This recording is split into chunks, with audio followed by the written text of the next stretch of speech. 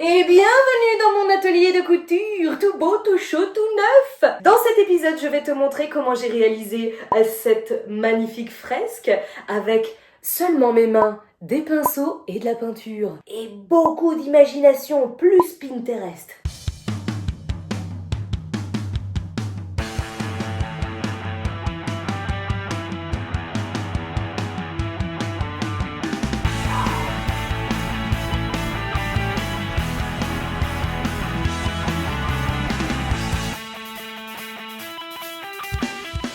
Ok, voilà, mon mur est donc fait. Il a été bien peint dans une couleur que j'adore, qui est la couleur vert d'eau. Sauf que je me suis dit que le mur était un tout petit peu trop vide. Et j'ai eu une idée. Au début, je voulais mettre des stickers, genre des grands stickers en mode arche et tout et machin.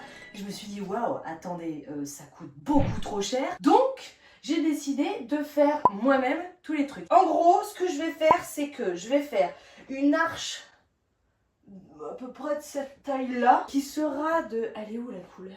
De cette couleur-là. Un tout petit peu plus foncé, genre un petit peu un vert exotique, voilà. Et après, dedans, je voulais mettre des petites inspirations couture. Comme je sais un peu dessiner, je vais prendre du Posca blanc et dans cette arche, je vais mettre le schéma qui s'affiche juste ici, quelque part sur cet écran. Et on va voir ce que ça va donner. Sauf que déjà, il va falloir, et là j'ai trouvé une astuce, reproduire le modèle de l'arche sur le mur. Et je me suis dit que j'avais du papier à patron de la taille de l'arche que j'aimerais avoir. Donc, je pense que je vais faire un modèle d'arche avec du coup du scotch de peintre. Toutes les personnes qui font de la déco, sorry, vous allez être très très déçus. Et puis de toute façon c'est mon atelier donc je fais bien qu'est-ce que je veux en fait. Rangement. Enfin rangement. Non, juste déplacer le problème comme les problèmes de la vie finalement.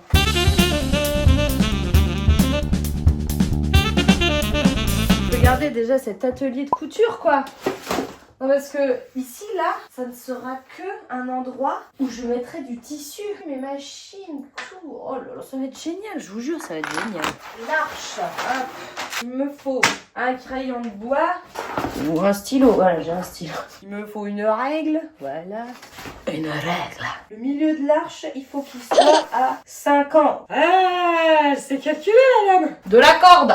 Une corde qui n'est pas donc extensible. Sinon ça marche pas. Ok. Plus loin. C'est parfait.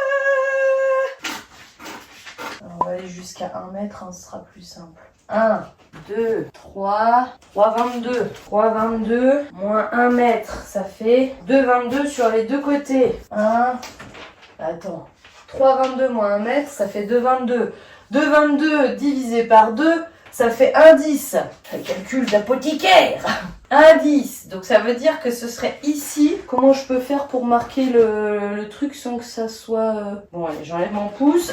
La dame s'était donc pas préparée du tout. 1,10 m. C'est donc ici que commencera mon arche. Aïe, oh putain. Dans les lunettes. Je vais utiliser ça déjà.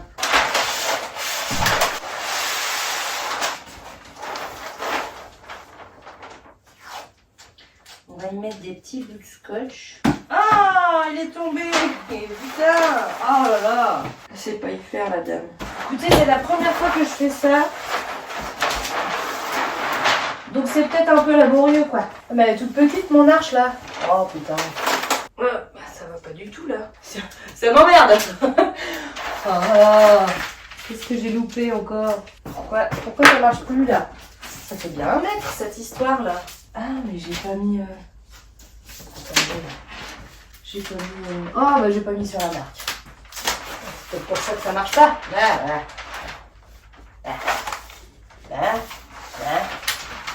Là on est sur la marque. Voilà.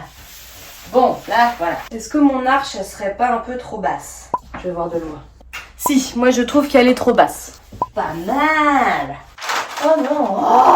Oh, il faut rester là, hein. Faire ça précis. Et comme je suis quelqu'un de très précis, ça tombe très bien. Hop là. La précision, c'est mon dada. Ah non, j'ai plus... Ah, putain. Plus de scotch. Je pensais pas que ce serait aussi contraignant, merde. Faut tenir en fait. Sinon ça sert à rien d'être là.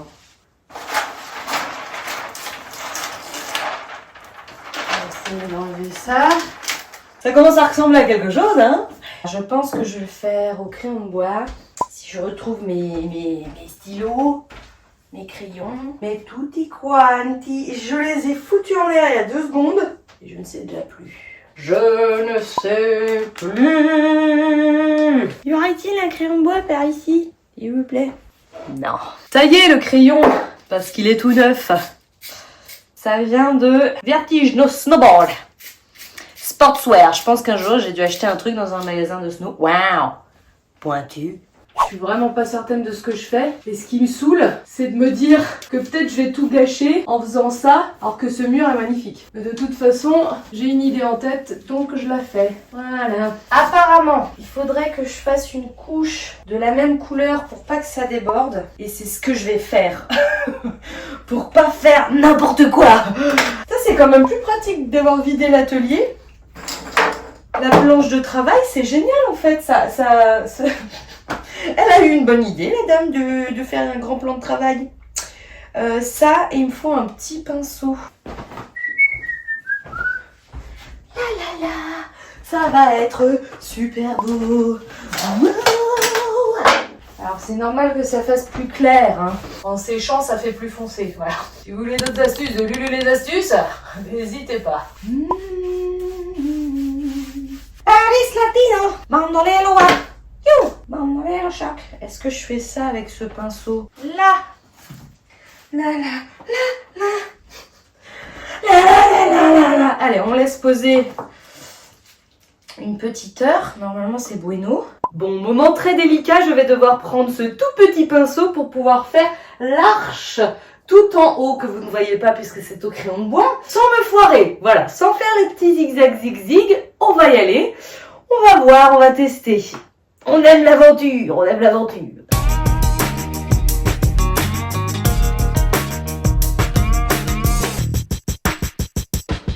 Écoutez, ça a l'air plutôt droit et plutôt rond. On va voir, on va passer au gros pinceau et on croise les doigts pour que ce soit pas dégueulasse ce que je vais m'apprêter à faire.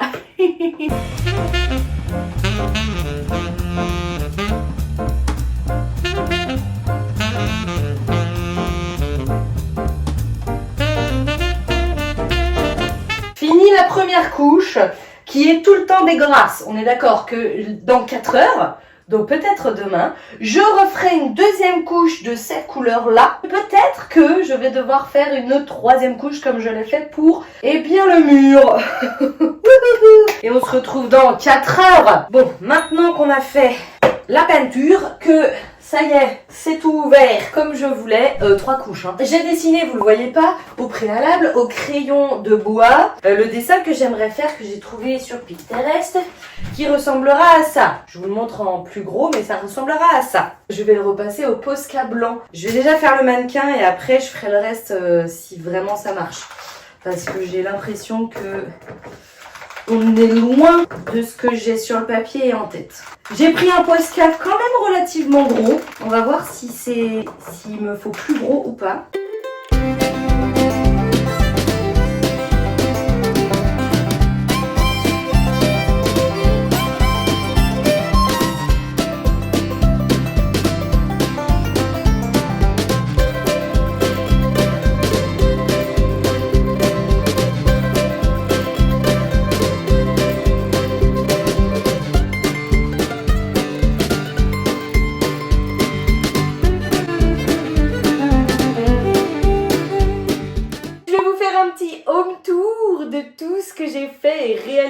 Sur cet atelier pour qu'il soit fonctionnel, qu'il soit comme je l'avais imaginé dans ma tête, c'est-à-dire que j'ai dessiné sur mon cahier de couture, idée, tout ça, ce schéma-là. Dessus, j'avais dans l'idée de placer un énorme îlot central où je peux faire de la couture dessus, avec mes machines dessus, mais aussi énormément de rangements en dessous, et je l'ai réalisé. On peut se dire concrètement que cette table est très très longue, 2 mètres de longueur, donc parfait pour pouvoir dérouler le tissu. Alors oui, bien évidemment, les machines sont amovibles, donc quand je dois mettre mes tissus sur cette jolie table, ça, ça dégage. Ensuite, je remets mes machines pour pouvoir coudre avec ma nouvelle machine à coudre ou surjeter avec ma surjeteuse. C'est un endroit parfait.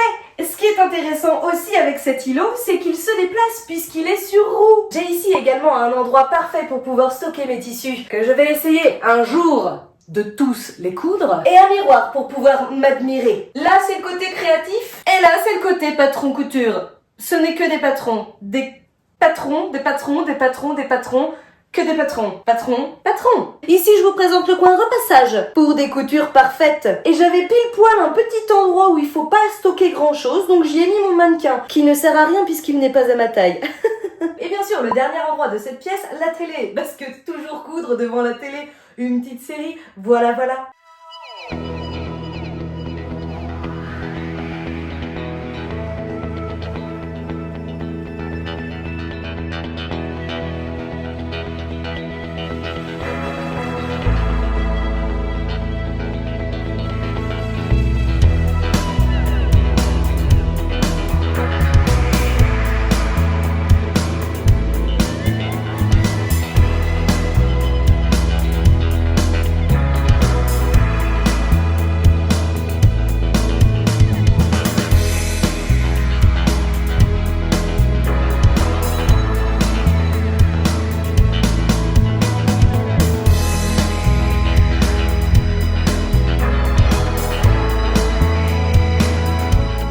Et bien voilà, mon atelier tour est terminé. J'espère que ça t'a plu. Pour un budget de 500-600 €, j'ai réussi à faire tout cet atelier de couture avec mes mains, des tournevis, des perceuses et des pinceaux. Donc franchement, là, je vais pouvoir... Là, ça y est, c'est fini. Je vais pouvoir me remettre à la couture, pouvoir recréer des choses. En plus, j'ai pas trop tellement en retard. Bref, ça va être génial. On se retrouve pour le prochain épisode pour vous montrer un petit peu plus en détail comment fonctionne cette machine. Je vous avais fait une petite vidéo, la vidéo d'avant, tout simplement, sur la découverte de la machine. Et là, après quelques mois à l'avoir utilisée, je vais vous faire un petit récap. Une pépite en tout cas. Allez, on se dit à la prochaine. Salut!